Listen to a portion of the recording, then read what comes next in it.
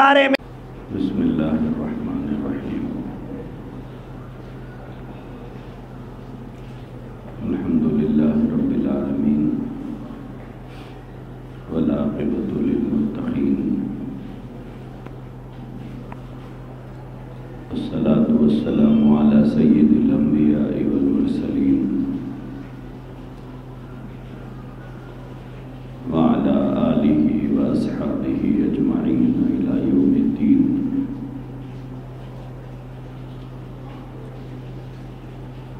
اما بعد فاعوذ باللہ من الشیطان الرجیم، بسم اللہ الرحمن الرحیم۔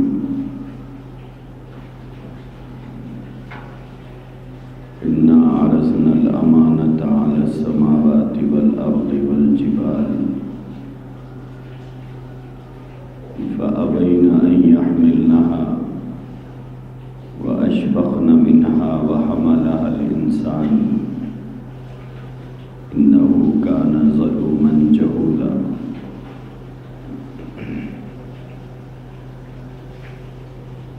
بزرگان محترم، عزیزان گرامی،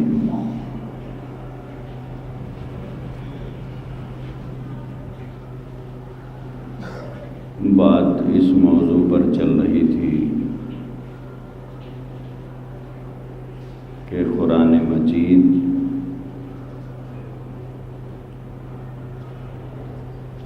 آخری آسمانی کتاب ہے اور اللہ تبارک و تعالیٰ نے قرآن مجید کے سلسلے میں یہ بات ارشاد فرمائی ہے، اِنَّا نَحْنُ نَزَّلْنَا الذِّكْرَ وَإِنَّا لَهُ لَحَافِظُونَ، کہ اس قرآن کو ہم نے نازل کیا ہے اور اس کی حفاظت بھی ہم ہی کریں گے۔ لہذا تمام دنیا کے مسلمانوں کا یہ اجماعی عقیدہ ہے کہ قرآن جیسے نازل ہوا تھا، ایک حرف کی تبدیلی کے بغیر ویسا ہی محفوظ ہے۔ اس میں نہ کسی قسم کی کمی ہوئی ہے، اس میں نہ کسی قسم کی زیادتی ہوئی ہے۔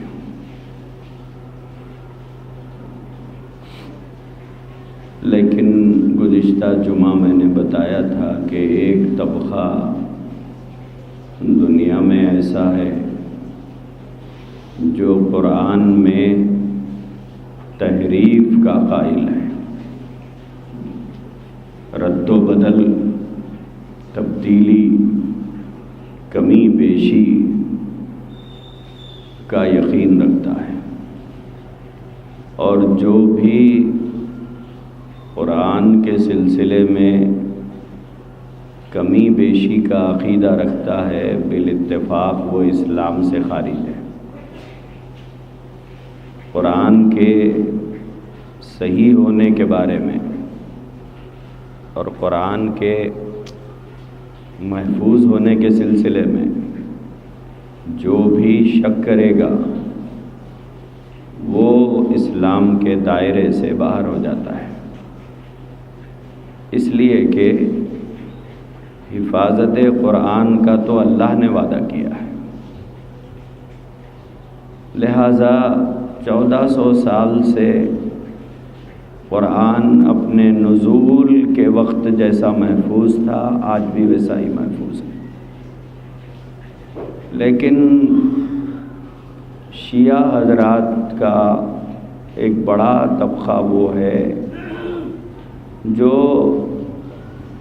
قرآن کے بارے میں یہ عقیدہ رکھتا ہے کہ قرآن میں سے بہت سی چیزیں نکال لی گئی ہیں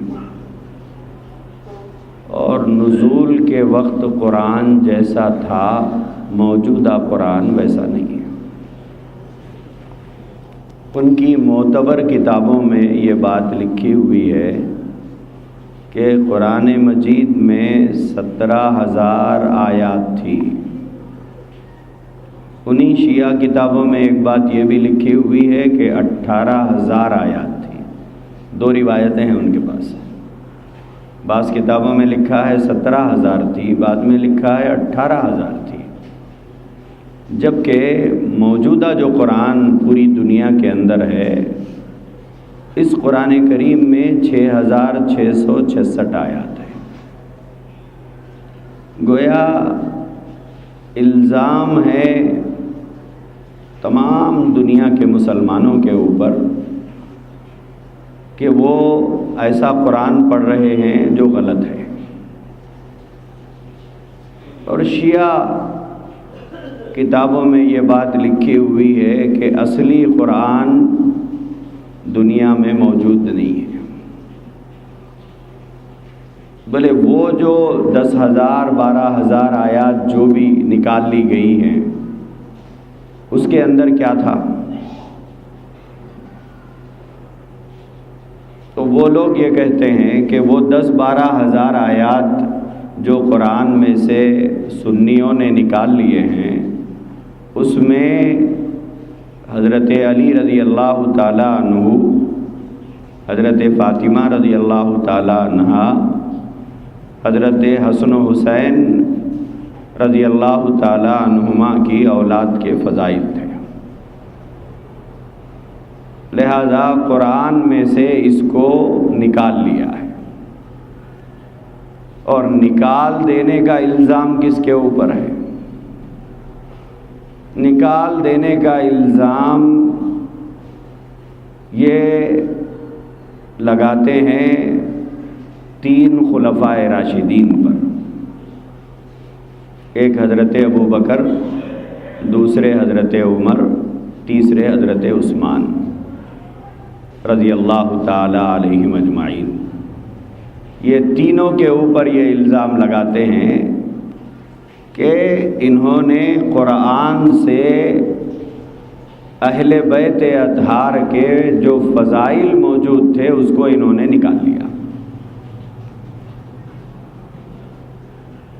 اور اس کے اندر یہ لکھا ہوا تھا کہ رسول اللہ صلی اللہ علیہ وسلم کے بعد خلافت کے اصل حقدار حضرت علی تھے۔ اگر یہ آیات یہ لوگ قرآن میں سے نہیں نکالتے تھے تو ابو بکر کو خلافت پہ بیٹھنا مشکل ہو جاتا تھا، لہٰذا حضرت ابو بکر و عمر و عثمان نے خیانت کر کے قرآن سے ان آیتوں کو نکال کر خلافت پر قبضہ کر لیا۔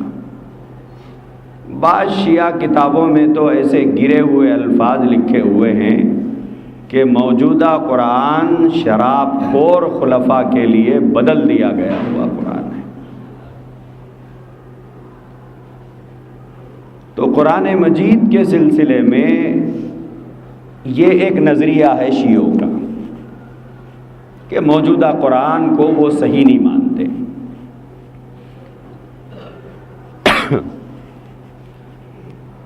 شیعوں کے 2 طبقے ہیں۔ گزشتہ جمعہ جیسے میں نے بتایا تھا کہ ایک علماء متقدمین کا طبقہ ہے اور ایک علماء متاخرین کا طبقہ ہے۔ علماء متقدمین سے مراد شیعوں کے وہ علماء جو پرانے زمانے کے ہیں، اور متاخرین سے مراد موجودہ زمانے کے لوگ ہیں۔ موجودہ زمانے کے لوگ کمپرومائز پر آئے ہوئے ہیں، یہ کہتے ہیں کہ نہیں ہم لوگ قرآن میں تبدیلی کے قائل نہیں ہیں، بولے یہ قرآن صحیح ہے۔ لیکن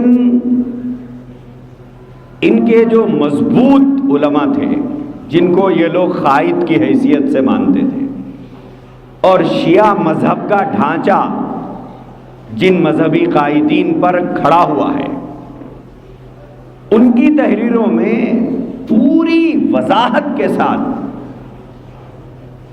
انہوں نے یہ بات لکھی ہے کہ 4-5 علماء کو چھوڑ کر باقی تمام شیعہ طبقہ تحریف قرآن کا قائل ہے کہ قرآن صحیح نہیں ہے۔ اب رہا موجودہ جو قرآن ہے، اور موجودہ جو قرآن ہے اس کے اندر کی جو آیات ہے، اس سلسلے میں بھی بہت سی خیانتیں شیعہ کتب میں پائی جاتی ہیں۔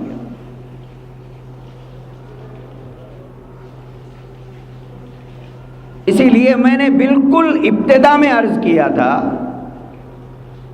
کہ جتنے فرقے دنیا میں پائے جاتے ہیں،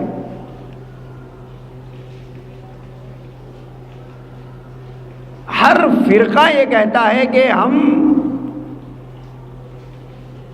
صحیح ہیں اور ہماری بنیاد قرآن و سنت ہے۔ کسی جماعت کو لے لیجیے آپ، ہر ایک کا دعویٰ یہ ہے کہ ہم حق پر ہیں۔ ہمارے شہر میں پائی جانے والے جتنے باطل طبقات ہیں یا باطل نظریات رکھنے والی جماعتیں ہیں، سب یہ کہتے ہیں کہ صاحب ہم قرآن و سنت کو ماننے والے ہیں۔ ان کے ایک ہاتھ میں قرآن ہوگی، دوسرے ہاتھ میں حدیث ہوگی۔ شروع میں نے بتایا تھا کہ جب ہمارے سامنے قرآن پڑھا جاتا ہے، جب ہمارے سامنے حدیث بیان کی جاتی ہے، ہم فوراً متاثر ہو جاتے ہیں کہ ارے صاحب یہ تو قرآن سے بتا رہا ہے، یہ تو حدیث سے سمجھا رہا ہے۔ فوراً ہم متاثر ہو جاتے ہیں کہ صاحب یہ تو قرآن و سنت سے سمجھا رہا ہے، قرآن و حدیث سے سمجھا رہا ہے۔ یہی وجہ ہے کہ جتنے باطل نظریات کے حاملین اس دنیا میں پیدا ہوئے ہیں، سب کو تائید کرنے والے ملے ہیں۔ کوئی نہ کوئی ان کی تائید کرنے والے 25-50 ہزار 10 ہزار مل ہی جاتے ہیں۔ وہ ایک فرقے کی شکل اختیار کر لیتا ہے، وہ ایک جماعت کی شکل اختیار کر لیتا ہے۔ جیسے مرزا غلام احمد قادیانی ملعون کو لے لیجئے، اس نے نبی ہونے کا دعویٰ کیا اور قرآن کی آیات کا مطلب منمانی بیان کیا، تو اس کے ماننے والا ایک طبقہ پیدا ہو گیا۔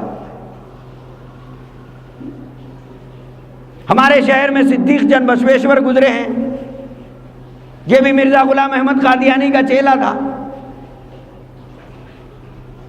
اور اس نے خانقاہ آصف نگر میں قائم کی۔ وہاں پر اس نے بورڈ لگایا، خانقاہ سرور عالم، اور اس نے اپنی کتابوں کے اندر یہ لکھا ہے کہ 313 نبی تو ہر وقت میری خانقاہ میں رہتے ہیں۔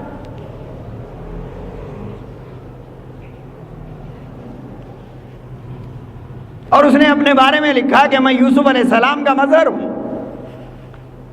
اس کو بھی ماننے والے مل گئے، اس کو بھی اس کے ماننے والے آج بھی آپ کو شہر میں کئی ملیں گے۔ آصف نگر کے علاقے میں آپ جائیے کہ ایک مخصوص لباس، مخصوص قسم کے بال، مخصوص قسم کی ٹوپیاں لگائے ہوا ایک طبقہ ہے جو اپنے آپ کو مسلمان کہتا ہے، بلکہ اپنے نظریات کی تبلیغ بھی کرتا ہے۔ ایک طبقہ اہل قرآن کا ہے جو یہ کہتا ہے کہ ہم حدیث کو سرے سے نہیں مانتے، حدیث کوئی چیز ہی نہیں ہے، ہم صرف اللہ کے قرآن کو مانتے ہیں۔ حدیث کا سرے سے انہوں نے انکار کر دیا کہ بولے پوری حدیثیں غلط ہے، حدیث کوئی چیز ہی نہیں ہے۔ ان کی تائید کرنے والے بھی بے حساب ہیں، ہمارے شہر میں پائے جاتے ہیں، اہل قرآن کے نام سے جانے جاتے ہیں۔ ایک شخص نے مہدی ہونے کا دعویٰ کر دیا تو اس کو ماننے والوں کا ایک طبقہ پیدا ہو گیا تائید کرنے والا، جو مہدیوں کے نام سے شہر میں مشہور ہے۔ آپ ان کو جا کے پوچھئے کہ صاحب آپ کی دلیل کیا ہے؟ بولے ہماری دلیل قرآن اور حدیث ہے۔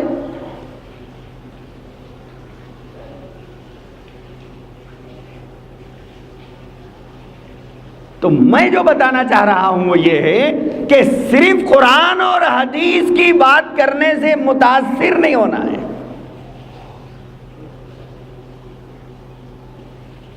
بلکہ قرآن کی جو آیت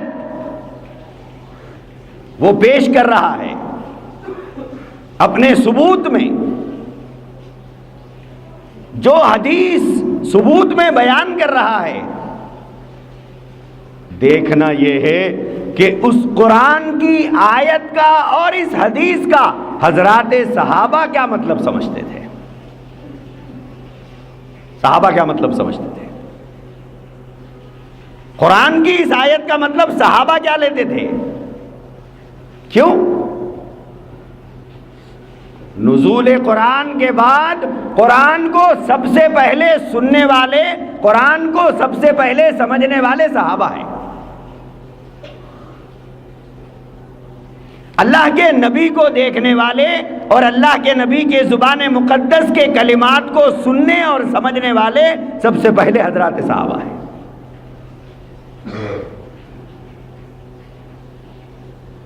اب جو مطلب یہ گروہ یا جماعت یا فرقہ یا طبقہ بیان کر رہا ہے، ہم اس کو ٹیلی کریں گے حضرات صحابہ کی سمجھ سے.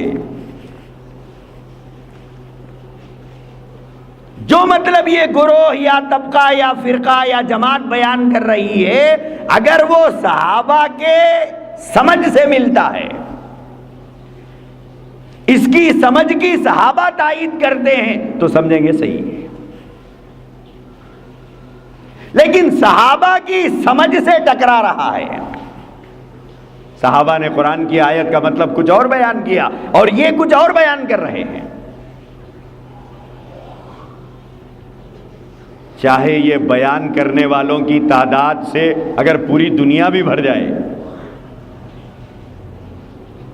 ان کی تعداد انگنت ہو جائے، لاکھوں میں ہو جائے، کروڑوں میں ہو جائے، ان کروڑوں کے گمراہ ہونے میں کوئی شک نہیں. کیوں؟ اس لیے کہ قرآن کی آیت کا مطلب یہ وہ نہیں بیان کر رہے ہیں جو مطلب صحابہ نے بیان کیا ہے.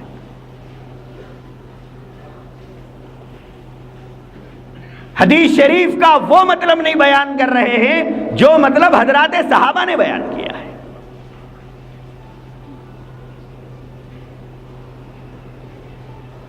تو ہمیشہ ایک بات یاد رکھنا چاہیے کہ صرف قرآن کی آیت پڑھ دینے سے، صرف حدیث سنا دینے سے متاثر نہیں. اصل چیز ہے کہ اس کا معنی اور مطلب کیا بیان کیا جا رہا ہے. جتنے گمراہ فرقے ہیں وہ سب گڑبڑ کرتے ہیں معنی اور مطلب کے بیان کرنے میں. مطلب وہ بیان کرتے ہیں جو ان کی جماعت کا لیڈر بیان کرتا ہے. مطلب وہ بیان کرتے ہیں جس کو وہ دنیا میں پھیلانا چاہتے ہیں. اب ہم کو عربی نہیں آتی، لہذا ہم قرآن کی بات سن کے ادب میں، احترام میں، عقیدت میں خاموش ہو جاتے ہیں اور ہم سمجھتے ہیں کہ صاحب قرآن تو سنا رہا ہے، قرآن کا مطلب تو بیان کر رہا ہے.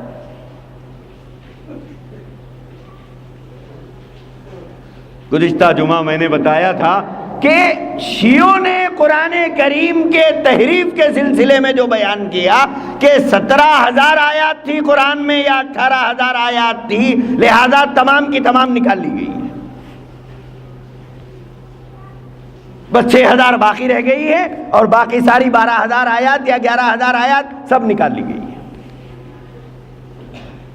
بولے اس میں کیا تھا؟ بولے اس میں علی کے فضائل تھے. 6,000 میں پوری دنیا کی امت کی اصلاح کی بات ہے اور 11,000 میں صرف حضرت علی کے فضائل تھے. ارے اتنے فضائل تو اللہ نے قرآن میں نبی کے نہیں بیان کیے ہیں. 4 جگہ تو اللہ نے قرآن میں نبی کا نام لیا ہے. لیکن یہ ایک نظریہ ہے. لیکن ہم کو سمجھنے کی ضرورت ہے کہ یہ فرقہ کن نظریات کا حامل ہے جو اپنے آپ کو مسلمان کہتا ہے. اور طرف تماشا یہ ہے کہ عقیدے اتنے فاسد ہیں، عقیدے اتنے فاسد ہیں، اس پر سے الزام یہ ہے کہ صرف وہی مسلمان ہے، باقی سب کافر ہیں.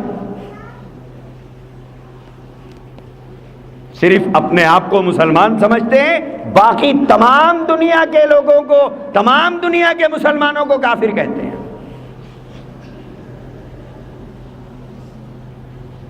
تو جتنے گمراہ فرقے اس دنیا میں اسلام کے نام پر پیدا ہوئے ہیں اور ہوتے رہیں گے،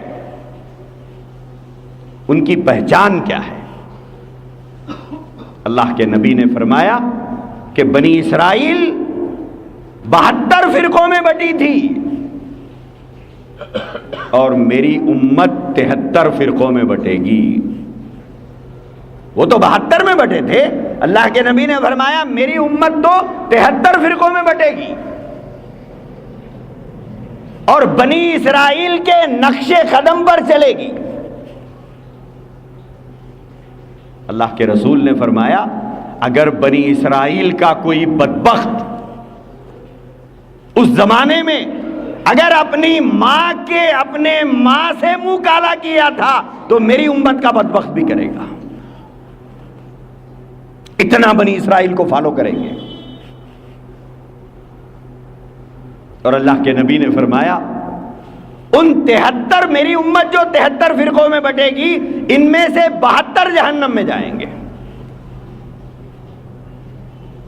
حضور نے فرمایا 73 میں بٹے گی، 72 جہنم میں جائیں گے، صرف ایک فرقہ ناجی ہوگا جو جنت میں جائے گا۔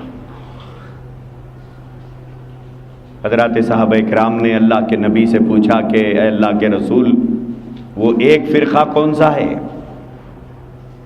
جو جنت میں جائے گا؟ اللہ کے رسول نے فرمایا ما انا علیہ واصحابی۔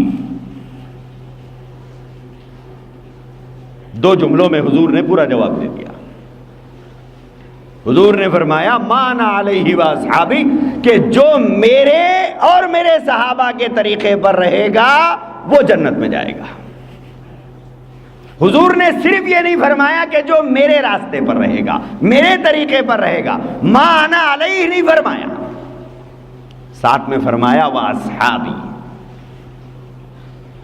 جو میرے اور میرے صحابہ کے طریقے پر رہے گا وہ جنت میں جائے گا، اور جو میرے اور میرے صحابہ کے طریقے سے ہٹے گا اس کے جہنم میں جانے میں کوئی شک نہیں۔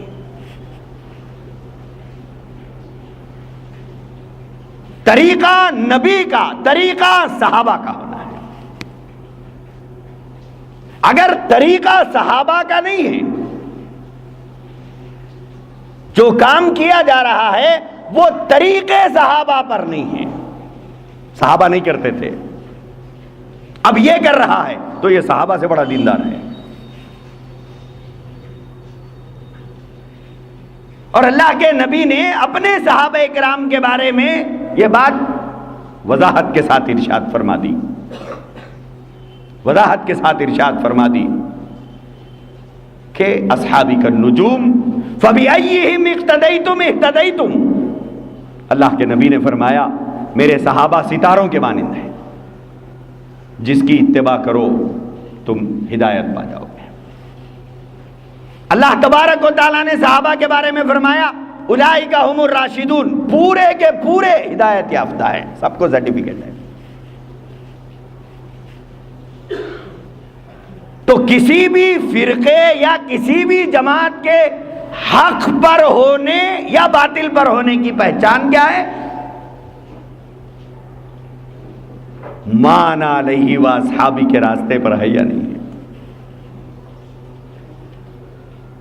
کہ طریقے صحابہ پایا جاتا ہے یا نہیں پایا جاتا، اس کے عقائد ویسے ہی ہے نہیں ہے جیسے صحابہ کے عقائد تھے، اس کے اعمال ویسے ہے یا نہیں ہے جیسے صحابہ کے تھے، اس کے نظریات اور افکار ویسے ہے یا نہیں ہے جیسے صحابہ کے تھے، اس کے عبادت کرنے کا طریقہ ویسا ہے یا نہیں ہے جیسا صحابہ کا تھا، نبی سے محبت کرنے کا انداز ویسا ہی ہے یا نہیں ہے جیسا صحابہ کا تھا، یا کچھ الگ ہے؟ الگ ہے، سیدھا سیدھا، دو رائے نہیں ہے، بھلے یہ راستے سے ہٹا ہوا ہے۔ کیوں؟ اللہ کے نبی کو صحابہ سے زیادہ چاہنے والے نہ روئے زمین پر کبھی پیدا ہوئے، نہ قیامت تک کبھی پیدا ہو سکیں گے، کبھی نہیں پیدا ہو سکتے۔ اللہ کے نبی کی اطاعت کرنے والے صحابہ جیسے نہ کبھی پیدا ہوئے نہ کبھی پیدا ہوں گے، ان کی مثال دنیا میں کبھی نہیں دی جا سکتی۔ کوئی ولی، کوئی قطب، کوئی ابدال، کوئی بڑے سے بڑا ولی بھی ایک صحابی کے ادنا درجے کو بھی نہیں پہنچ سکتا. کیوں؟ صحابہ کو جو چیز حاصل ہے وہ ہے نبی کا دیدار. صحابہ کو جو چیز حاصل ہے وہ ہے نبی کا دیدار. اور شرف صحابیت قیامت تک اب کسی کو نہیں مل سکتی ہے. تو یہ بات بنیادی طور پر یاد رکھنا ہے کہ کسی بھی جماعت کے حق پر ہونے کے پرکھنے کی پہچان یہ ہے، یہ دیکھنا ہے کہ اس کے عقائد، اس کے نظریات، اس کے افکار، اس کی سوچ، اس کا عمل، اس کا طریقہ، اس جماعت کا انداز صحابہ کے طریقے پر ہے یا نہیں ہے. اگر طریقے صحابہ پر ہے تو حق پر ہے، اگر طریقے صحابہ پر نہیں ہے، طریقے صحابہ پر نہیں ہے، تو سمجھنا چاہیے کہ یہ گمراہ ہے. بولے نہیں صاحب اتنا بڑا شملہ پہن کے بول رہے تھے، اتنی بڑی داڑھی تھی، اتنا بڑا جبہ تھا. ایسے شیطان صفت انسان دنیا میں بہت پیدا ہوئی. شملہ، داڑھی، جبہ، گبے سے متاثر ہونے کی ضرورت نہیں ہے. جو بیان کر رہا ہے، جو بول رہا ہے، جو سمجھا رہا ہے، ہم اس کو لے جا کر کسوٹی پہ پرکھ کے دیکھیں گے. کیوں؟ ہر پیلی چیز سونا نہیں ہوا کرتی، ہر پیلی چیز سونا نہیں ہوتی. 50 سال سے سونا خریدنے اور بیچنے والا سنار پیلی چیز دیکھ کے وہ ڈرامے نہیں ڈال لیتا، بلکہ وہ کسوٹی پر گھس کے دیکھتا ہے، اس کے بعد ہی لیتا ہے، اس کے بعد ہی لیتا ہے. تو یہ بات یاد رکھنا، جبہ، گبہ، داڑھی، شملہ، اس سے متاثر ہونے کی ضرورت نہیں ہے. جو بات نہیں معلوم ہو کہ بھائی یہ بات تو نہیں بتا رہے ہیں، اب تک سننے میں نہیں آئی، لہذا اس کی تحقیق کرو. ماننے سے پہلے تحقیق کرو. اگرچہ کہ بات بڑی اچھی ہے، دل کو بھی لگتی ہے، لیکن نہیں ہے، تحقیق کرنا چاہیے یا نہیں کرنا چاہیے؟ تحقیق کرنا چاہیے کہ صاحب یہ واقعی صحیح بھی ہے یا نہیں ہے. ارے نہیں صاحب انگلش میں سمجھا رہا، کیا شاندار سمجھا رہا.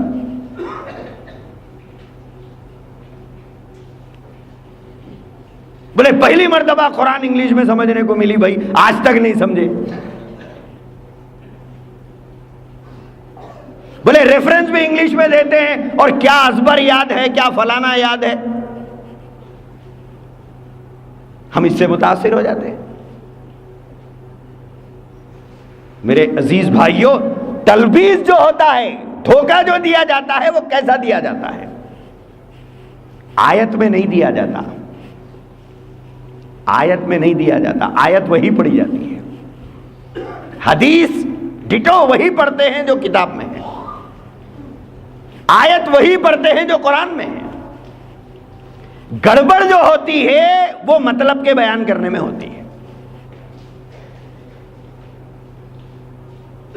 ساری گڑبڑ مطلب میں بیان کرنے میں ہوتی ہے.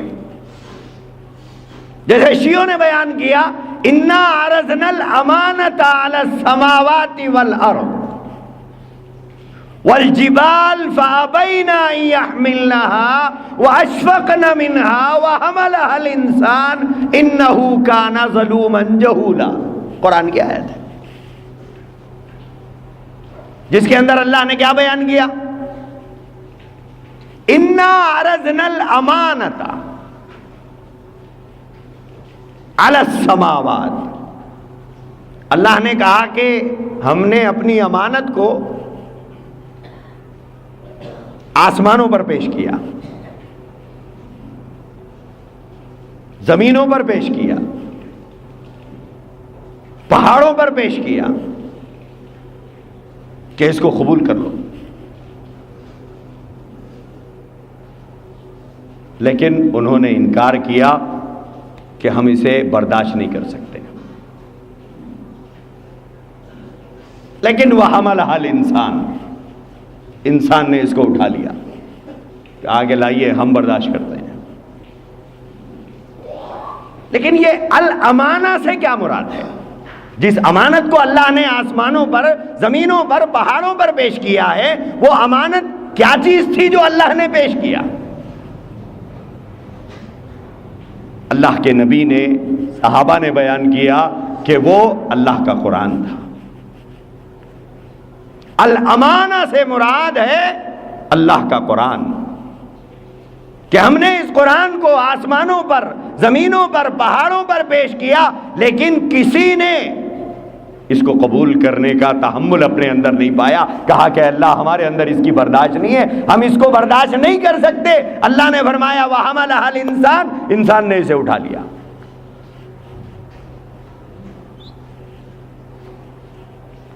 الامانہ سے مراد ہے قرآن مجید۔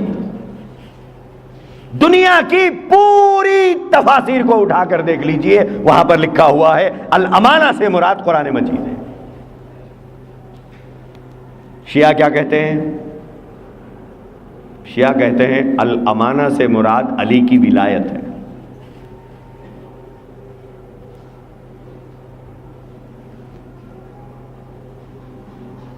علی کی ولایت ہے، علی کی خلافت ہے، علی کی امامت ہے،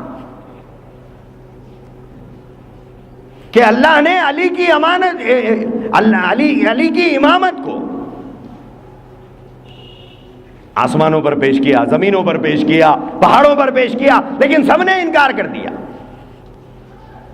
اب ایک عام آدمی جب قرآن پڑھنے بیٹھتا ہے، الامانہ کے بارے میں وہ کچھ نہیں جانتا، لیکن الامانہ کے لفظ کا ترجمہ جب کیا جائے کہ اس سے مراد علی کی امامت ہے، تو ایک کامن سینس رکھنے والا، ایک نارمل ذہن رکھنے والا، اور ایک علمی تحقیق نہیں رکھنے والا، قرآن کے بارے میں کوئی زیادہ نہیں جاننے والا، الامانہ سے مراد کیا علی کی ولایت کو لے گا یا نہیں لے گا؟ لے لے گا۔ جتنے فرقے دنیا میں گمراہی پھیلائے ہیں وہ قرآن ہی کے ذریعے سے پھیلائے ہیں، کہ اپنا مطلب بیان کرتے ہیں،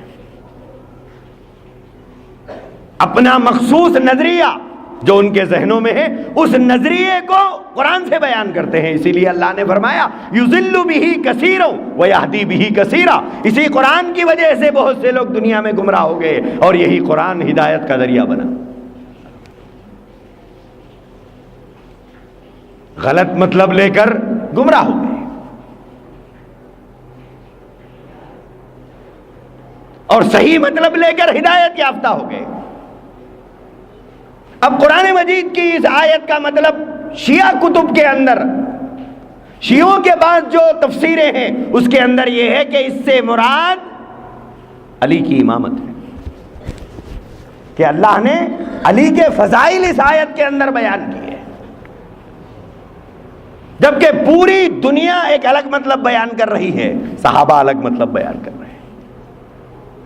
تو میرے عزیز بھائیوں، گمراہی جو پھیلتی ہے وہ کوئی نیا قرآن نہیں پیش کرتا آپ کے سامنے، حدیث کی کوئی نئی کتاب نہیں پیش کرتا، اپنے نظریات کو قرآن کی آیات پر لا کر فٹ کرتا ہے، اپنے نظریات کو حدیث پہ لا کر فٹ کرتا ہے، اور یہ بیان کرتا ہے کہ صاحب قرآن کی اس آیت کا یہ مطلب ہے۔ تو اس وقت میں ہم دیکھیں گے کہ قرآن کی اس آیت کا مطلب صحابہ کیا سمجھتے تھے۔ یہاں سے دودھ کا دودھ، پانی کا پانی ہو جائے گا۔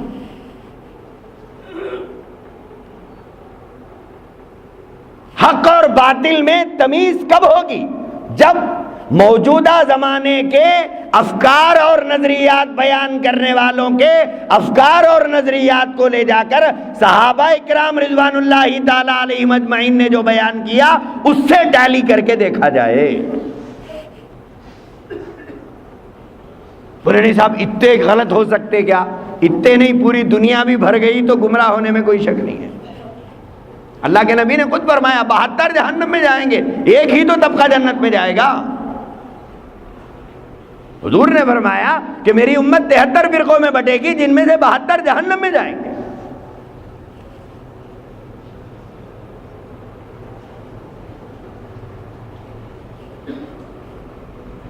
تو قرآن مجید کے آیات کے سلسلے میں اس طرح انہوں نے بیان کیا ہے۔ ایک آیت کے بارے میں تو یہ فرمایا کہ الامانہ سے مراد جو ہے دنیا ساری لیتی ہے، اس سے مراد قرآن مجید ہے، اور شیعہ اس کا مطلب لیتے ہیں کہ اس سے مراد حضرت علی ہے۔ دوسری آیت قرآن مجید کی سورہ شعراء کی ہے، جس میں اللہ تبارک و تعالیٰ نے ارشاد فرمایا نزل بہ الروح الامین علی قلبک لتکون من المنذرین بلسان عربی مبین۔ اس کا صاف سیدھا مطلب یہ ہے کہ روح الامین حضرت جبرائیل کو کہا جاتا ہے۔ حضرت جبرائیل اس قرآن کو لے کر جو واضح اور فصیح عربی زبان میں ہے اسے اے رسول تمہارے قلب پر نازل ہوئے، یعنی فصیح اور عربی زبان میں ہے اے رسول تمہارے قلب پر نازل ہوئے، یعنی تمہارے دل تک اس قرآن کو پہنچا دیا تاکہ تم لوگوں کو برے انجام سے آگاہی دینے والے ہو جاؤ۔ لیکن اصول کافی نامی کتاب کے اندر امام باقر کی طرف انہوں نے ایک روایت منسوب کر کے یہ کہا کہ جبرائیل جو چیز لے کر رسول اللہ کے قلب پر نازل ہوئے تھے وہ امیر المؤمنین حضرت علی کی ولایت و امامت کا مسئلہ تھا۔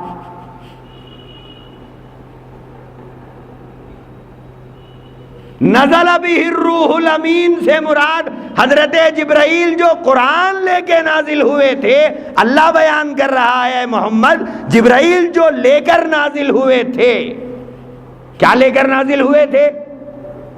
اللہ کے نبی تو بیان کرے قرآن لے کر نازل ہوئے تھے، شیعہ بیان کرے کہ علی کی امامت اور علی کی ولایت لے کے نازل ہوئے۔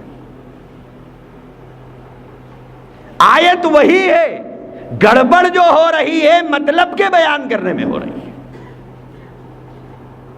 ہمیشہ ایک بات یاد رکھیے، دنیا کا کوئی فرقہ آیت کے بیان کرنے میں گڑبڑ نہیں کرتا، گڑبڑ ساری کرتا ہے مطلب کے بیان کرنے میں۔ اب پوری دنیا کے مسلمان یہاں پر نزلہ جو کہا گیا کہ نزل بہ الروح الامین، کہ روح الامین جو چیز لے کر نازل ہوئے اس سے مراد قرآن ہے، ساری دنیا سمجھتی ہے، اور شیعہ کہتے ہیں کہ نہیں، اس سے مراد علی کی ولایت اور امامت ہے۔ تو قرآن کے معنی میں تحریف ہو رہی ہے، قرآن کے معنی کو تبدیل کیا جا رہا ہے۔ اسی طرح قرآن مجید کی وہ آیت جو سورہ مائدہ کی ہے جس میں اللہ تبارک و تعالیٰ نے فرمایا وَلَوْ أَنَّهُمْ أَقَامُوا التَّوْرَاةَ وَالْإِنْجِيلَ وَمَا أُنزِلَ إِلَيْهِمْ مِنْ رَبِّهِمْ، اس آیت میں اہل کتاب یعنی یہود و نصارہ کے بارے میں فرمایا کہ اگر وہ تورات اور انجیل اور اس تازہ وحی یعنی قرآن مجید پر جو ان کے پروردگار کی طرف سے ان کے لیے نازل ہوئی ٹھیک ٹھیک عمل کرتے تو ان پر اللہ کی رحمتیں برکتیں نازل ہوتی۔ یہ اللہ نے بیان فرمایا کہ جو سابقہ انبیاء پر نازل ہوئی جیسے تورات ہے، انجیل ہے اور جو قرآن مجید ہے، اگر یہ اس کو مان لیتے، یہود و نصارہ کے بارے میں کہا کہ اگر وہ اس کو مان لیتے اور اسے تسلیم کر لیتے تو اللہ کی رحمتوں اور برکتوں کے یہ لوگ مستحق ہوتے۔ لیکن اصول کافی میں امام باقر سے روایت انہوں نے کی ہے، انہوں نے اس آیت کی تفسیر میں بھی یہی فرمایا کہ الولایہ مطلب یہ ہوا کہ ما انزل الیہم من ربہم سے مراد قرآن نہیں ہے بلکہ امامت کا مسئلہ مراد ہے۔ جہاں جہاں پر اللہ کہے کہ قرآن ہے، شیعہ کہیں کہ نہیں قرآن نہیں ہے، مسئلہ امامت کا ہے، حضرت علی کا۔ اور شیعیت کا پورا دین گھومتا ہے صرف اہل بیت اطہار کے اطراف۔ علی کے فضائل بیان کرو، حسن و حسین کے فضائل بیان کرو، حضرت فاطمہ کے فضائل بیان کرو. اس سے ہٹ کر اور کوئی چیز ان کے پاس آپ کو نظر نہیں آئے گی. سارے قرآن میں اگر کوئی چیز انہیں نظر آتی ہے تو وہ نظر آتی ہے صرف حضرت علی کے فضائل.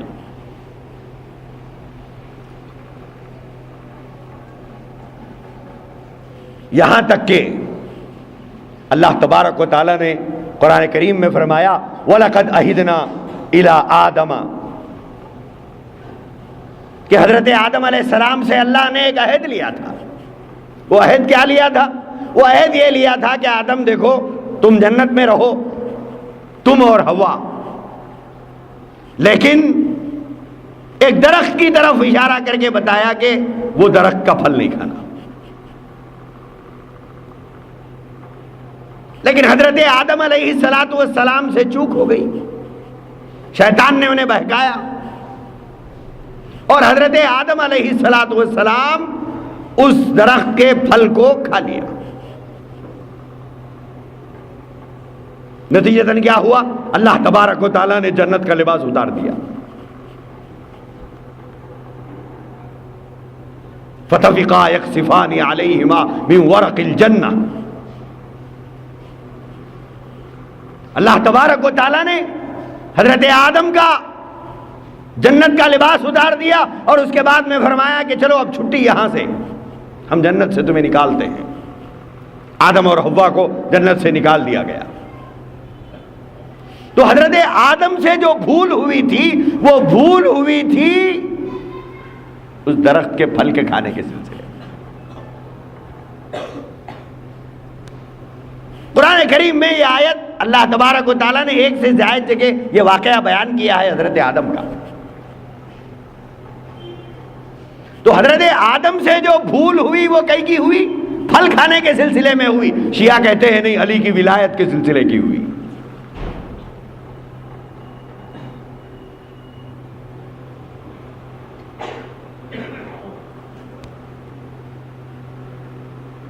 بھوکے کو ہر چیز روٹی نظر آتی ہے، ان کو ہر جگہ نظر آتا ہے تو صرف علی کی ولایت اور امامت نظر آتی ہے. قرآن بیان کر رہا ہے کہ حضرت آدم سے جو بھول ہوئی وہ درخت کے پھل کے کھانے کے سلسلے میں ہوئی. تو انہوں نے کہا کہ نہیں صاحب، یہ تو آدم کو بھول ہوئی تھی علی کی ولایت کے سلسلے میں. لہذا انہوں نے لکھا کہ اور ہم نے پہلے ہی حکم دیا تھا آدم کو. قرآن کی آیت کا بگاڑ چل رہا ہے. امام جعفر صادق جو ان کے امام ہیں، ان کی طرف ایک روایت انہوں نے گھڑی کہ امام جعفر صادق نے قسم کھا کر فرمایا کہ یہ پوری آیت اس طرح نازل ہوئی تھی. کیا آیت کا ترجمہ کیا ہے؟ ہم نے پہلے ہی حکم دیا تھا کہ آدم کو کچھ باتوں کا، کچھ باتیں کیا ہیں؟ وہ وہی باتیں جو میں نے بیان کیا ہے. اب یہ آگے کیا لکھ رہے ہیں؟ کچھ باتوں کا محمد اور علی اور فاطمہ، حسن اور حسین اور ان کی نسل سے پیدا ہونے والے باقی اماموں کے بارے میں ان سے عہد لیا تھا اللہ نے. پھر وہ آدم بھول گئے، آدم بھول گئے. وہ اس کے بعد کیا ہوا؟ آدم جب بھول گئے تو خدا کی قسم یہ آیت محمد صلی اللہ علیہ وسلم پر امام جعفر صادق کہہ رہے ہیں کہ اسی طرح نازل ہوئی. بولے وہ آیت کہاں گئی قرآن میں سے؟ پھر الزام حضرت ابو بکر عمر پر کہ انہوں نے نکال دیا. کیوں؟ بولے اس آیت میں حضرت علی اور حضرت فاطمہ اور ان کے اولاد کے فضائل تھے، انہوں نے نکال دیا. تو آیت وہی بیان ہو رہی ہے، گڑبڑ ہو رہی ہے مطلب بیانی میں. مطلب کے بیان کرنے میں یہ ساری گڑبڑ یہ ہو رہی ہے. دوسری طرف یہ تو حضرت علی کے فضائل کی طرف ہو گیا. دوسری طرف آئیے قرآن کریم کی آیت کریمہ ہے، سورہ نساء کی 20ویں رکوع کی آیت ہے، جس میں اللہ تبارک و تعالیٰ نے یہ فرمایا ان الذین آمنوا ثم کفروا ثم آمنوا ثم کفروا ثم ازدادوا کفرا لم یکن اللہ لیغفر لهم یہ آیت کس کے بارے میں نازل ہوئی؟ اس میں ایسے بدبختوں کے بارے میں ذکر ہے جنہوں نے بظاہر اسلام قبول کیا ہے لیکن اس کے بعد مرتد ہو گئے، پلٹ گئے، اسلام قبول کیا پھر پلٹ گئے۔ ان الذین آمنوا ثم کفروا، ایمان لائے پھر انہوں نے کفر کیا، اس کے بعد کیا ہوا؟ پھر ایمان لائے پھر کفر کیا،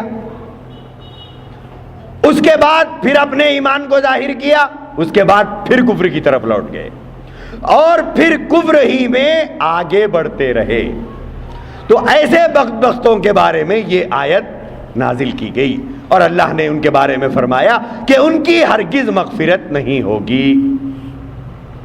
ظاہر ہے اس میں ایسے منافقوں کو آگاہی دی گئی ہے جو اپنی دنیاوی مصلحتوں اور مفادات کے تقاضوں کے مطابق کبھی مسلمانوں میں شامل ہو گئے اور کبھی کافروں سے جا ملے۔ یعنی اللہ کے نبی کے زمانے کے ایسے منافقین جو کبھی تو اپنا ایمان ظاہر کرتے تھے اور کبھی کفر اختیار کرتے تھے۔ اللہ تبارک و تعالیٰ نے قرآن کریم کے پہلے پارے کے دوسرے پیج کے اوپر ان کی تفصیلات بیان کی ہے، اور وہ یہ کیا بیان کیا اللہ تبارک و تعالیٰ نے؟ اللہ نے بیان فرمایا کہ یہ وَإِذَا لَقُوا الَّذِينَ آمَنُوا قَالُوا آمَنَّا، بولے جب یہ ایمان والوں سے ملتے، وَإِذَا لَقُوا الَّذِينَ آمَنُوا، ایمان والوں سے ملتے، قَالُوا آمَنَّا، تو کہتے کہ صاحب ہم ایمان لائے، ہم ایمان لائے۔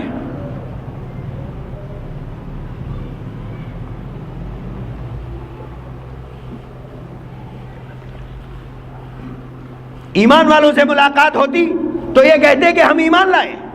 وَإِذَا لَقُوا الَّذِينَ آمَنُوا قَالُوا آمَنَّا وَإِذَا خَلَوْا إِلَىٰ شَيَاطِينِهِمْ، جب اپنے ہمنوا اپنی پارٹی کے لوگوں سے ملتے، جن کو اللہ نے کہا شیطانوں سے ملتے تھے، یہاں شیطانوں سے مراد شیطان نہیں ہے، اپنی پارٹی کے لوگ۔ وَإِذَا خَلَوْا إِلَىٰ شَيَاطِينِهِمْ، وہ لوگ پوچھتے کیا بھائی آپ مسلمان ہو گئے کیا؟ وَإِذَا خَلَوْا إِلَىٰ شَيَاطِينِهِمْ، وہ لوگ جب پوچھتے کیا آپ مسلمان ہو گئے کیا، تو ان کو کیا جواب دے دے؟ اِنَّا مَعَكُمْ، نہیں یارو ہم تو تمہارے ساتھ ہیں۔ پھر وہاں نظر آئے تھے اِنَّمَا نَحْنُ مُسْتَهْزِئُونَ، بولے ہم تو ان کے ساتھ ایک مذاق کر رہے تھے، ہم تو ان کے ساتھ ایک کھلواڑ کر رہے تھے۔ تو یہ تھے منافقین۔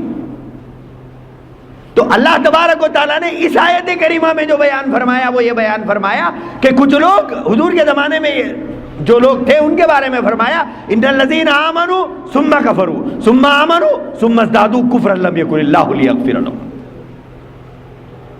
کہ ایمان لائے پھر کفر کیا، پھر حضور نے انہیں سمجھایا، پھر ایمان لائے پھر کفر کیا اور اپنے کفر میں آگے بڑھتے گئے۔ اللہ نے فرمایا ایسے لوگوں کی کبھی مغفرت نہیں ہوگی۔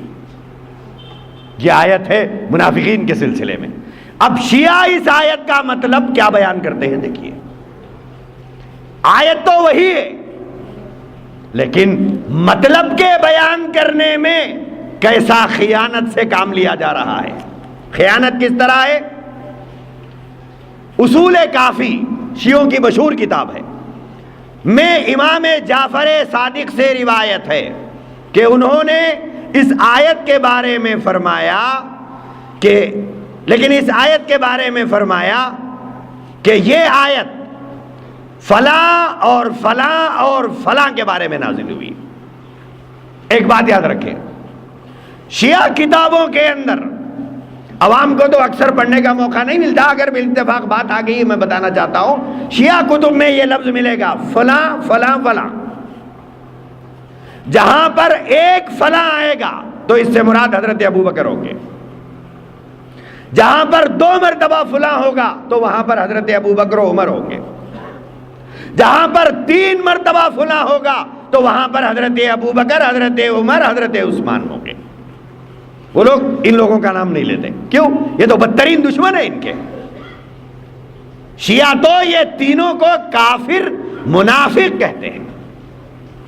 تو امام جعفر صادق نے کیا فرمایا؟ یہ آیت فلاں اور فلاں اور فلاں کے بارے میں نازل ہوئی۔ کیا مطلب؟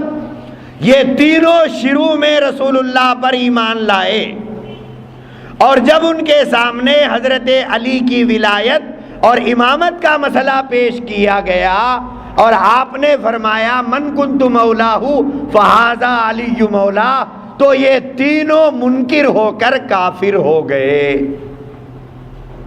کون تینوں؟ تینوں خلفائے راشدین، تینوں خلفائے راشدین۔ پھر حضور کے فرمانے سے انہوں نے امیر المؤمنین یعنی علی کی بیعت کر لی، اس طرح پھر ایمان لائے۔ پہلے ایمان لائے تھے، علی کو اللہ کے نبی نے فرمایا کہ علی میرے بعد خلیفہ ہوں گے، تو کہا کہ یہ تینوں کافر ہو گئے، جبکہ اللہ کے نبی نے کہیں نہیں فرمایا، کہیں نہیں فرمایا۔ یہ جھوٹی روایت ہے جو گھڑی گئی ہے، یہ جھوٹی روایت ہے۔ کہا کہ اللہ کے نبی نے ولایت پیش کی علی کی تو وہ کافر ہو گئے۔ بولے پھر حضور نے سمجھایا تو پھر ایمان لائے۔ پھر جب رسول اللہ صلی اللہ علیہ وسلم کا وصال یعنی انتقال ہو گیا تو پھر یہ امیر المؤمنین کی بیعت کا انکار کر کے کافر ہو گئے۔ پھر یہ کفر میں اور آگے بڑھ گئے جب انہوں نے ان لوگوں سے بھی بیعت خلافت لے لی جو امیر المومنین سے بیعت کر چکے تھے، تو اب یہ سب اس حال میں ہو گئے کہ ان میں ایمان کا ایک ذرہ بھی باقی نہیں رہا۔ کس میں؟ تینوں خلفائے راشدین میں۔ لہذا یہ آیت جو منافقین کے بارے میں تھی وہ آیت لا کر انہوں نے فٹ کی خلفائے راشدین کے اوپر۔ آیت وہی ہے، آیت وہی ہے، گڑبڑ کہاں ہو رہی ہے؟ مطلب کے بیان کرنے میں۔ اب سوال یہ ہے قرآن کریم کی یہ آیت ان الذین آمنوا ثم کفروا ثم آمنوا، اس آیت کا مطلب کیا صحابہ یہی سمجھتے تھے؟ صحابہ نہیں سمجھتے تھے۔ صحابہ اس سے مراد منافقین لیتے تھے، اور شیعہ اس سے مراد خلفائے راشدین لے رہے ہیں۔ یہ ہے قرآن میں تحریف، یہ ہے قرآن میں تحریف۔ آگے اس سے بری بات انہوں نے لکھی ہے قرآن کریم میں، سورہ حجرات کی آیت ہے۔ اللہ تبارک و تعالیٰ نے فرمایا وَلَكِنَّ اللَّهَ حَبَّبَ إِلَيْكُمُ الْإِيمَانَ وَزَيَّنَهُ فِي قُلُوبِكُمْ وَكَرَّهَ إِلَيْكُمُ الْكُفْرَ وَالْفُسُوقَ وَالْعِصْيَانَ أُولَئِكَ هُمُ الرَّاشِدُونَ۔ یہ آیت وہ ہے جس میں اللہ نے صحابہ کے فضائل بیان کیے، صحابہ کے اللہ نے فضائل بیان کیے۔ کیا فضائل بیان کیے؟ اللہ تعالیٰ نے تم پر اے محمد صلی اللہ علیہ وسلم یہ انعام فرمایا کہ ایمان کی محبت تمہارے دلوں میں پیدا فرما دی۔ اللہ نے صحابہ سے کیا فرمایا؟ اے اصحاب محمد، یہ انعام فرمایا اللہ نے تمہارے اوپر کہ ایمان کی محبت تمہارے دلوں میں پیدا کر دی۔ حبب الیکم الایمان وزینہ فی قلوبکم، اور تمہارے قلوب کو ایمان کی زینت سے مزین کر دیا، ایمان کے نور سے تمہارے قلوب کو بھر دیا۔ اور آگے اللہ نے کیا فرمایا؟ وَكَرَّهَ إِلَيْكُمُ الْكُفْرَ وَالْفُسُوقَ وَالْعِصْيَانَ، تین لفظ اللہ نے استعمال فرمائے۔ فرمایا کفر سے، فسق سے، معصیت سے نفرت تمہارے اندر پیدا کر دی، یعنی کفر سے تمہیں نفرت ہے، فسق یعنی گناہ کبیرہ سے تمہیں نفرت ہے، اور معصیت سے تمہیں نفرت ہے۔ اور اللہ نے آگے فرمایا اولئک ھم الراشدون، اور یہی لوگ ہدایت یاب ہیں۔ یہ آیت صحابہ کے فضائل میں بیان ہوئی ہے، لیکن شیعہ کیا کہتے ہیں؟ ٹھوسا انہوں نے ایک روایت امام جعفر صادق کی طرف، اور یہ کہا کہ امام جعفر نے اس آیت کی تفسیر اور تشریح کرتے ہوئے بیان فرمایا حبب الیکم الایمان میں ایمان کا مطلب امیر المؤمنین علیہ الصلاۃ والسلام کی ذات شریفہ ہے۔ کیا چھوڑ ہے صاحب اس کو؟ ایمان سے مراد علی کیسے ہو سکتے ہیں؟ حبب الیکم الایمان سے مراد امام جعفر صادق کی روایت بتا رہی ہے کہ حبب الیکم الایمان سے مراد حضرت علی۔ مسئلہ بیان ہو رہا ہے ایمان کے دلوں میں راسخ ہونے کا، اور مطلب اس کا بیان کیا جا رہا ہے کہ اس سے مراد علی کی ذات ہے۔ کہیں کا ای کہیں کی اینٹ کہیں کا روڑا، بھاگمتی نے کنبا جوڑا، کہاں کا کہاں لا کے ملا دیا۔ آگے وَكَرَّهَ إِلَيْكُمُ الْكُفْرَ وَالْفُسُوقَ وَالْعِصْيَانَ میں امام جعفر صادق کی روایت ہے، شیعہ کتب میں لکھی ہوئی ہے، اصول کافی کی روایت ہے، کہتے ہیں کفر کا مطلب ابو بکر، فسق کا مطلب عمر فاروق، عصیان کا مطلب عثمان غنی۔ آیت قرآن کی وہی ہے، آیت وہی ہے، لیکن کفر سے مراد کہتے ہیں کہ کفر سے مراد وہ کفر نہیں ہے، کفر سے مراد اللہ نے یہاں ابو بکر کا نام نہیں لیا لیکن ابو بکر مراد ہے۔ فسق سے مطلب عمر ابن الخطاب ہے، عصیان سے مطلب عثمان غنی ہے۔ ایسی بے شمار آیتیں ہیں کتابوں کے اندر لکھی ہوئی ہیں جس میں شیعوں نے اس طرح تحریف کی ہے۔ تو میں یہ بیان کرنا چاہ رہا تھا کہ شیعہ نے قرآن میں تحریف لفظی کو بھی مانا ہے، قرآن میں تحریف معنوی کو بھی مانا ہے، دونوں چیزوں کو مانا ہے، جبکہ پوری امت مسلمہ قرآن کے بارے میں یہ عقیدہ رکھتی ہے کہ جیسا اللہ کے نبی پر نازل ہوا تھا من و عن، ایک حرف کی تبدیلی کے بغیر، ایک نقطے کی تبدیلی کے بغیر، ایک زیر و زبر کی تبدیلی کے بغیر، ویسے ہی محفوظ ہے۔ تو میں نے شروع میں بتایا تھا کہ کسی بھی فرقے کے حق پر ہونے کی پہچان کیا ہے۔ بات آج سے کوئی 8 جمعہ پہلے یہ شیعوں کی بات شروع ہوئی تھی، میں 8 جمعہ سے شیعہ کے عقائد بیان کرتے آ رہا ہوں۔ تو پہلے جمعے میں نے بیان کیا تھا کسی بھی جماعت، کسی بھی فرقے کے حق پر ہونے کی پہچان کیا ہے۔ کیوں بہت سے ہمارے نوجوان کنفیوژن کا شکار ہو رہے ہیں کہ صاحب حق پر ہونے کی پہچان کیا ہے، آخر کیسے پہچانے کہ یہ حق پر ہے؟ ہر آدمی کہتا ہے کہ صاحب ہم حق پر ہیں، اور ہر آدمی دوسرے کو کہہ رہا ہے کہ نہیں صاحب وہ تو گمراہ ہے، وہ تو گمراہ ہے۔ ایک صاحب ہم لوگوں کے بارے میں کہنے لگے، بولے ان کے ایمان سے تو تبلیغیوں کے، دیوبندیوں کے، ان کے ایمان سے تو ابو جہل کا کفر اچھا تھا۔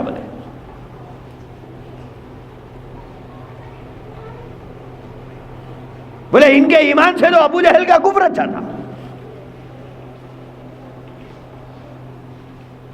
تو کسی بھی جماعت کے حق پر ہونے کی پہچان کیا ہے، بات یہاں سے شروع ہوئی تھی۔ تو میں نے بتایا تھا کہ معیار جو ہے وہ صحابہ ہے، کسوٹی صحابہ ہے۔ کیوں؟ نزول قرآن کے زمانے میں یہی لوگ تھے، اللہ کے رسول کو انہوں نے ہی دیکھا، قرآن انہی کے پاس آیا، رسول کی حدیث انہی کے پاس آئی، اللہ کے نبی اور قرآن کا تعارف کرانے والے صحابہ ہیں۔ صحابہ نے تو دنیا کو دیا، اگر صحابہ ہی کو بیچ سے نکال دیا جائے، ان کو بیچ سے ہٹا دیا جائے صحابہ کو کہ صاحب آپ بازو ہٹیے، صحابہ کو اگر بازو ہٹا دیا جائے تو پھر قرآن میں منمانی کر سکتے ہیں، حدیث میں منمانی کر سکتے ہیں۔ لہذا تمام دنیا میں پائے جانے والے جتنے گمراہ فرقے ہیں ان میں سب سے پہلا فرقہ، گمراہ فرقہ جو جنم لیا تھا وہ شیعوں کا ہے۔ اس سے پہلے کوئی گمراہ فرقہ جنم نہیں لیا تھا۔ پہلا فرقہ شیعوں کا ہے، دوسرا فرقہ خوارج کا ہے۔ اب خوارج کی تفصیل میں نہیں بیان کرتا، جس کو ذوق ہو وہ کتابوں میں دیکھ لے۔ تو یہ پہلا طبقہ ہے شیعوں کا، جو پہلا گمراہ طبقہ پیدا ہوا دنیا میں وہ شیعوں کا طبقہ ہے، اور یہ وہ طبقہ ہے جو پورے صحابہ کے بارے میں یہ کہتا ہے کہ سوائے 4 کے اللہ کے نبی کے بعد پورے صحابہ کافر ہو گئے تھے، صرف 4 صحابہ ہی مسلمان تھے، پورے صحابہ کافر ہو گئے تھے۔ صحابہ کے بارے میں یہ عقیدہ ہے۔ 12 ائمہ معصومین کا عقیدہ میں نے بیان کیا، 12 ائمہ معصومین کا عقیدہ ان کا ہے۔ حضور کی بیویوں کے بارے میں عقیدہ کیا ہے؟ بولے حضور کے وفات کے بعد سب کافر ہو گئی تھی۔ قرآن کے بارے میں کیا عقیدہ ہے؟ بولے 18,000 آیتیں تھی، سنیوں نے 11,000 آیتیں چرا لی، 12,000 یا 2 روایتیں ہیں، 17,000 تھی 18,000 تھی، بعض کہتے ہیں سنیوں نے 11,000 چرا لی، بعض نے کہا کہ 12,000 چرا لیے۔ بولے موجودہ قرآن میں صرف علی کے فضائل، صحابہ کا کفر بیان کیا گیا ہے۔ تو ہمیشہ ایک بات یاد رکھیں، جو فرقہ صحابہ کو نشانہ بناتا ہے ان کے بارے میں یہ سمجھ لینا چاہیے کہ یہ گمراہ ہے۔ کیوں؟ صحابہ کو اگر ہٹا دیا جائے تو پھر قرآن آپ کس سے سمجھیں گے جناب؟ آپ قرآن کس سے سمجھیں گے کہ آپ نے صحابہ کو ہٹا دیا؟ اب صحابہ کو جب ہٹا دیا ہے تو قرآن آپ کس سے سمجھیں گے؟ آپ نے صحابہ کو ہٹا دیا ہے، اب آپ حدیث کس سے سمجھیں گے؟ تو میں شیعوں کے تعلق سے تفصیلات بیان کروں 2 سال لگیں گے، صرف اس فرقے کی حقیقت مجھے سمجھانا تھا، کیونکہ ہمارے بہت سے بچے وہ علم اٹھانے جاتے ہیں، وہ جلوس دیکھنے جاتے ہیں، اس میں شریک ہونے جاتے ہیں۔ سمجھو تو صحیح، ان دشمنان صحابہ سے تمہارا کیا تعلق ہے؟ کیا تعلق ہے؟ جو ابو بکر کو کافر کہے، حضرت عمر حضرت عثمان کو کافر کہے، اما جان حضرت عائشہ اور حضرت حفصہ کو کافر کہے، ان سے تمہاری کیا دوستی، کیا رشتہ، کیا تعلق؟ بس یہاں پر ہم ختم کر دیں گے اس سلسلے کو۔ اب دوسرا طبقہ ہے یہاں سے جو صحابہ کو نشانہ بناتا ہے۔ ایک تو شیعوں کا طبقہ ہے جو صحابہ کو کافر کہتا ہے، کہتا ہے صحابہ کافر ہے، نعوذ باللہ۔ قرآن کے بارے میں کہتا ہے یہ بدل گیا، صحابہ کی آپ کو ضرورت نہیں ہے، تو کہتا ہے نہیں صاحب ہم کو صحابہ کی ضرورت نہیں ہے، صحابہ کو تو ایمان والا ہی نہیں مانتے۔ اب ایک دوسرا طبقہ ہے جو بہت شور کرتا ہے، بہت شور کرتا ہے، نام بڑا خوبصورت ہے، خوبصورت نام ہے، ٹائٹل بڑا اچھا ہے، لیبل بڑا پیارا ہے، ان کا نام ہے اہل حدیث۔ نام بہت پیارا ہے، نعرہ بہت اچھا ہے کہ ہم صرف قرآن اور حدیث کو مانتے ہیں۔ کتنا پیارا نعرہ ہے، کاش ایسے ہی ہوتا تو بہت اچھا ہوتا۔ نعرہ اور لیبل بہت اچھا ہے کہ صاحب ہم اہل حدیث ہیں۔ بولے آپ کیا کرتے ہیں صاحب؟ بولے ہم صرف قرآن اور حدیث کو مانتے ہیں۔ الفاظ دیکھیے آپ کیا کہتے ہیں؟ ہم قرآن اور حدیث کو مانتے ہیں، ہم قرآن اور حدیث کو مانتے ہیں، ہم قرآن اور حدیث کے ماننے والے ہیں۔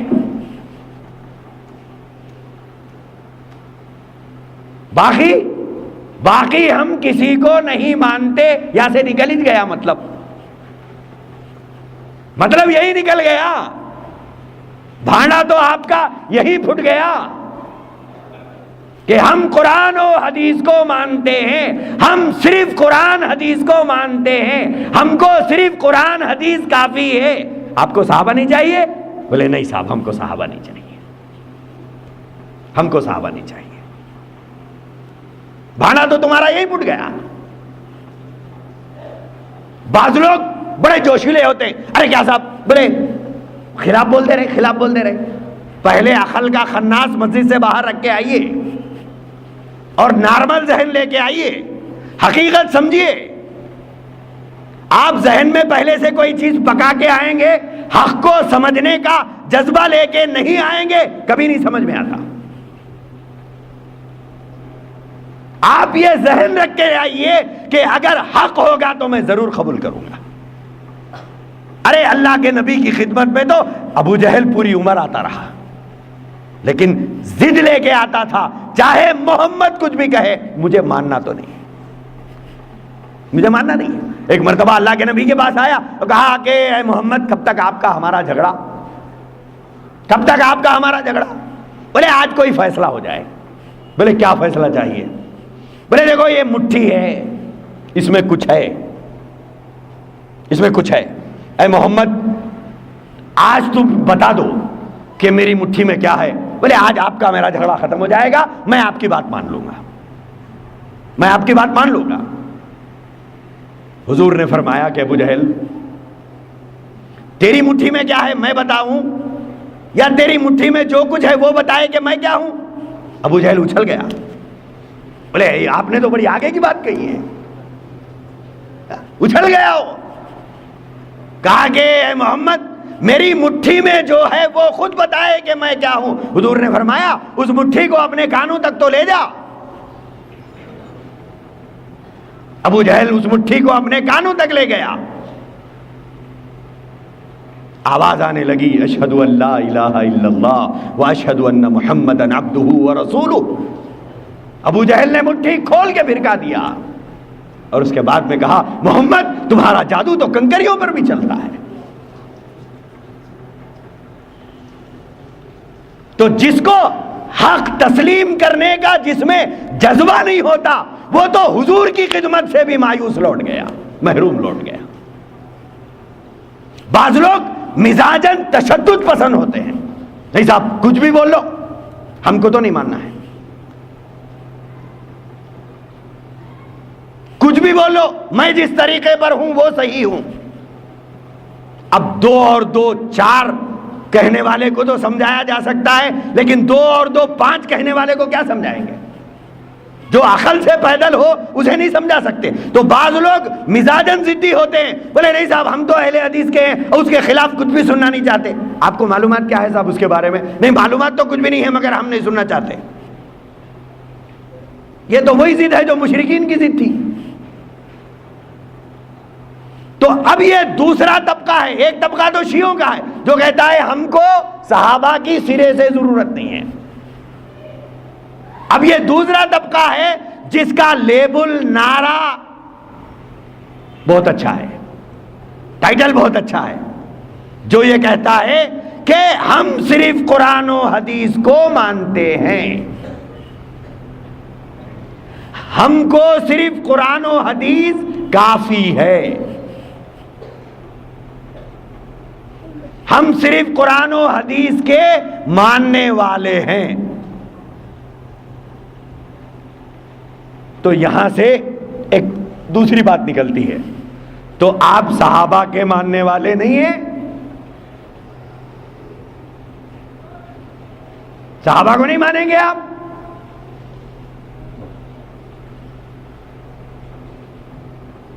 ان کی کتابوں میں صحابہ کے بارے میں کیا لکھا ہوا ہے؟